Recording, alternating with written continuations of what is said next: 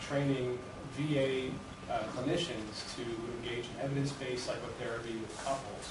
And the model that we're training folks in is integrated behavioral couples therapy, which I'll be talking about today. It's actually the reason why I came to the VA several years ago is because there are a lot of really exciting new changes in mental health in the VA. And one of the changes involves training clinicians to engage in evidence-based approaches to psychotherapy.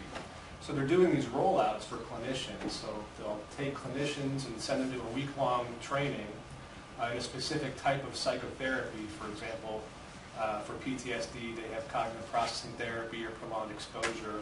For depression, there's cognitive behavioral therapy for depression and acceptance and commitment therapy. And then that week-long training is followed up with 6 months of taped supervision.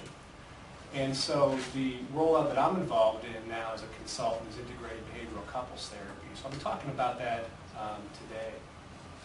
I actually, when I started my career, I was surrounded almost completely by couple and family therapists. I was at Pepperdine University, and I was working with a researcher there called Lynn Rankin. And we were looking at gender differences in the use of cognitive relationship schema. And we were trying to develop some ways of measuring this construct that presumably operates outside of awareness. But at the time, it was almost all couple and family therapists there. When I moved to the University of Tennessee, and I started doing work looking at the therapeutic alliance in couple therapy and how couples recover from affairs, I found that I was interacting with other people outside of that field.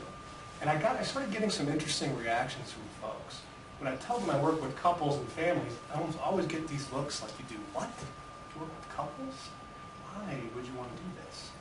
I can't imagine working with a couple. What, don't you get sick of people yelling at each other all day? And it kind of struck me because it never really occurred to me before that was a perception, but it seems to be kind of widely held. A lot of people just don't like working with couples. And I took that really as a sign that this is really difficult work. It can be exhausting work.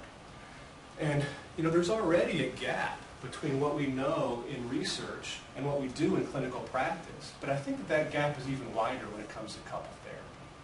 Not a lot of folks realize that there are some specific evidence-based approaches to couple therapy that are proven to work, are shown to work. And so what I hope to do today is to tell you a little bit about some of those approaches. I'll be talking about kind of maybe the oldest or most well-studied approach, traditional behavioral couples therapy. And I'll be talking about kind of a next-generation approach called emotionally focused couple therapy. And the majority of our time today is going to be spent talking about integrated behavioral couples therapy. I'm going to talk about kind of the progression of how the research has kind of been in that field. But I'm hoping today that we'll spend most of our time talking about practice. Because I'd like for you guys to be able to leave today with something that you can kind of take directly into your work and to put into practice right away with the couples that you're seeing.